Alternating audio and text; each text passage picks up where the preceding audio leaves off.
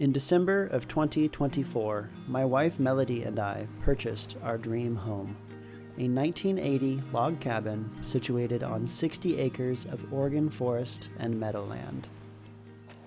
It has been a busy year as we've worked on remodeling the original condition cabin and began to develop the land, all while we both work 40 to 60 hours a week.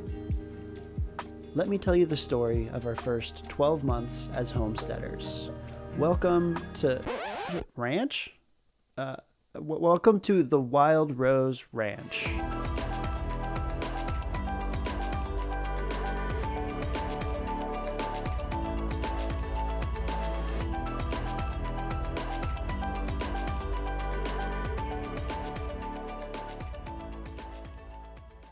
We learned of this estate heading to market in the winter of 2023 from the neighbor, who happens to be a family member.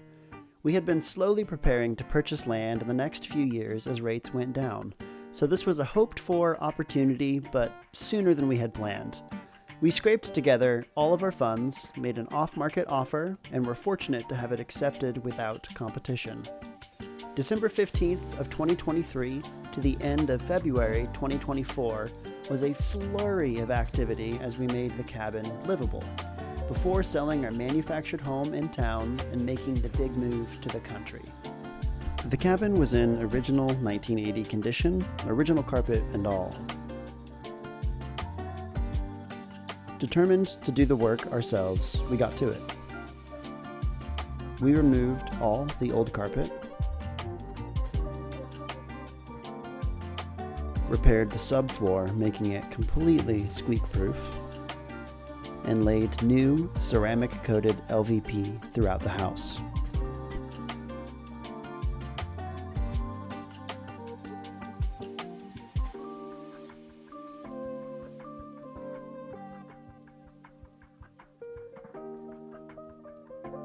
Next, we stripped the ancient floral wallpaper, which was definitely Melody's least favorite remodel step to date.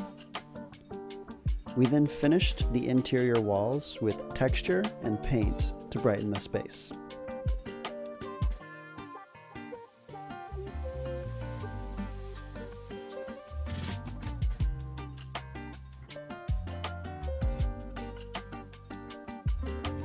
Just about every pipe in the cabin has failed or leaked since moving in, so I've become a bit of a hack plumber as well.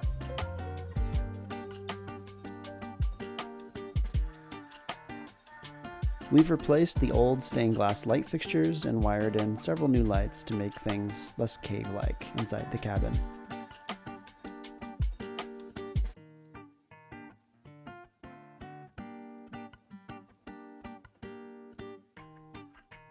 The biggest interior project has definitely been a complete overhaul of the rat-infested kitchen.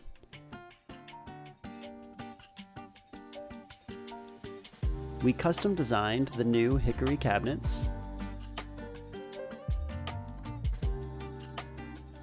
had them professionally installed because I didn't feel up for the task,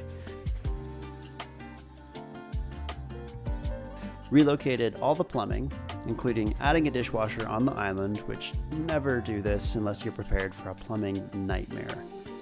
Redesigned the lighting and electrical and updated all the appliances, which involved hacking a massive hole in the 10-inch log walls at 9 p.m. on a Tuesday night for the new range hood.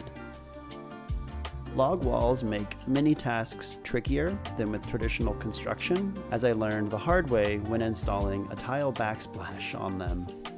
We spent 2 months living with a microwave on a plastic table while waiting on the new materials, but the end result was worth it. Unfortunately, we discovered we have lead solder on all of our water pipes, which is leaching into the water to an unsafe degree, so we have to run all of our water through undersink lead filters right now until I'm able to repipe the house, hopefully next year. Projects for the next year include replacing all the interior wall paneling with new painted panels, updating all the plugs and switches to current code, trimming the entire house, and finally getting the LVP flooring on the steps. Both bathrooms need a total remodel, but are perfectly functional for now, so they're on the back burner for a bit. As much as I love our cabin and all the work we've done on it, my favorite place to be is outside.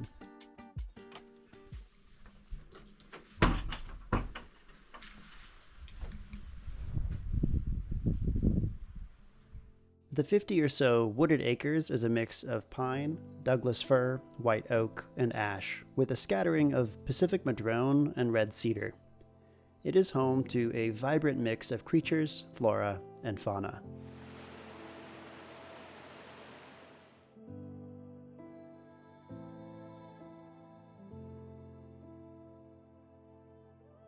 We've identified many edible plants and mushrooms and are slowly incorporating them into our diet.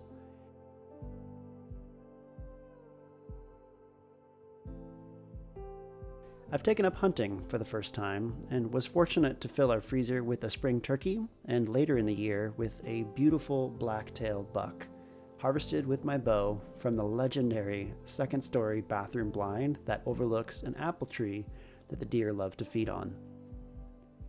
It's our goal to stop purchasing factory-processed meat entirely and raise or hunt everything we need ourselves.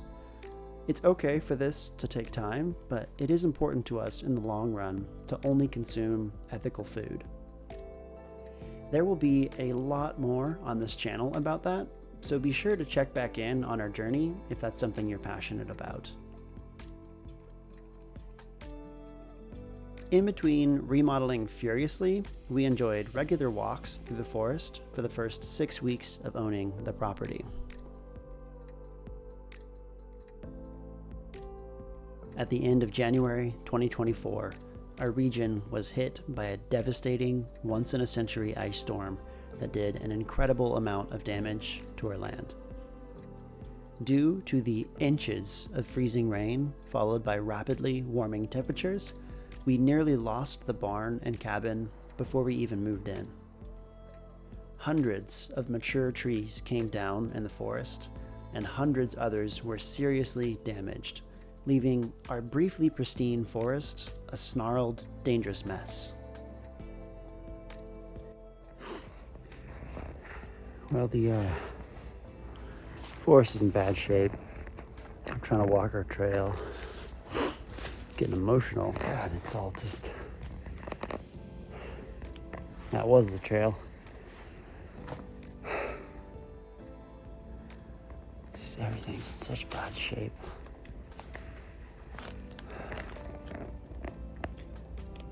God, how's the trail? We had to cut our easement out several times just to reach the cabin and lost power for 13 days. Which seriously slowed down our remodel progress before we could move in.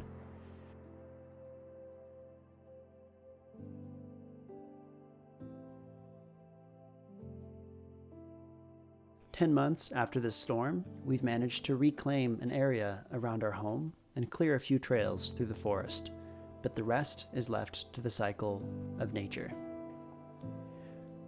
We grieved this loss for a time, but are slowly learning to accept it as part of the grand cycle. The trees may fall, but they decompose and return to the earth, beginning a new cycle.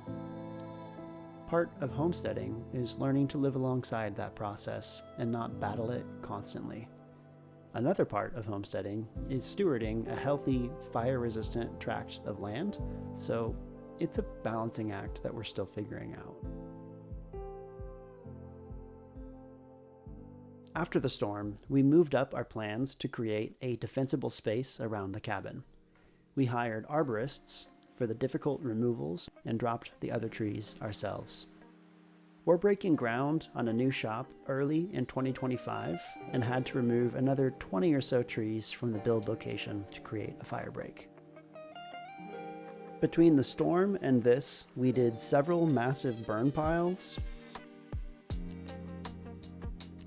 processed hundreds of log rounds, and have an absurd amount of firewood and wood chips. We will use the chips in our garden that's going in this spring for pathing and other things, and we'll mill some of the logs into lumber for furniture and to build our chicken coop. The rest will be burned, sold, or given away. We found a retiring blueberry farm cheaply selling mature Liberty blueberry shrubs, so we raced over and bought 8 of them way before we were ready to start the garden. We got them in the ground, protected from deer, and mulched with chips from our trees. We pinched off most of the buds this year to encourage root growth, but still enjoyed some handfuls of fresh berries through the warm weather.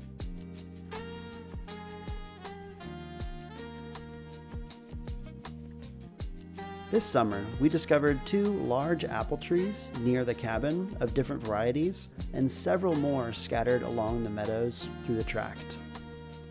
We found about a dozen pear trees and several wild cherry that need a lot of love to produce decent fruit. We found over 100 edible hawthorn and juneberry shrubs and a single quince, much to Melody's excitement. We processed 250 pounds of apples and about 50 pounds of pears into sauce, cider, juice, baking goods, and for fresh eating. This was my first experience with water bath canning, and I'm excited to do so much more of it once our garden starts producing in 2025. We did a handful of other small projects around the cabin outside, including regrading and crowning the driveway and building a much-needed parking area so we could turn around without tearing up the grass during the regular Oregon rains. We are fortunate that the neighbors have some equipment that we can borrow occasionally, letting us do projects like this without having to purchase our own tractor until we've paid for the rest of the remodel. It's not my tractor, but who cares?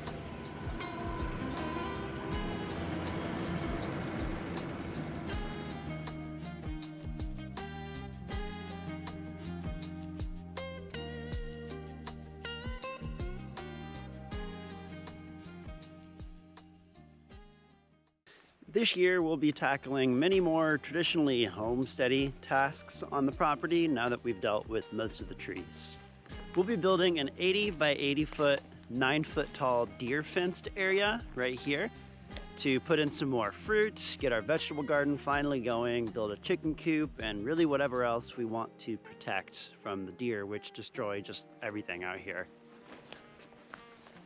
I'll be converting this super janky carport into a greenhouse and moving it down closer to the garden. We'll be doing a bunch of carpentry projects around the property as well. First off, we'll be rebuilding the step to our front deck that decided to disintegrate a couple days ago. I plan on getting the chicken coop built inside of our fenced garden area with some of the lumber that I mill ourselves. But I'm not quite sure when we're going to be doing our laying hens and meat chickens, just because we have so many other things going on right now. We don't want to introduce animals too soon before we're ready to really take care of them. We'll be doing a lot of food preservation and continuing to learn to use our natural resources as sustainably as possible from the land here. Self-sufficiency doesn't happen overnight, as obvious with how much we've done this year, but how little it feels like we've actually accomplished. Learning to slow down and enjoy the journey is really, really important. Every year, we'll learn new skills, develop new things on our land, and become just a little more self-reliant. Thank you for listening to our story so far. I hope you drop by again in the future to catch up on the many, many different things we got going on here. We'll catch you next time here at the ranch.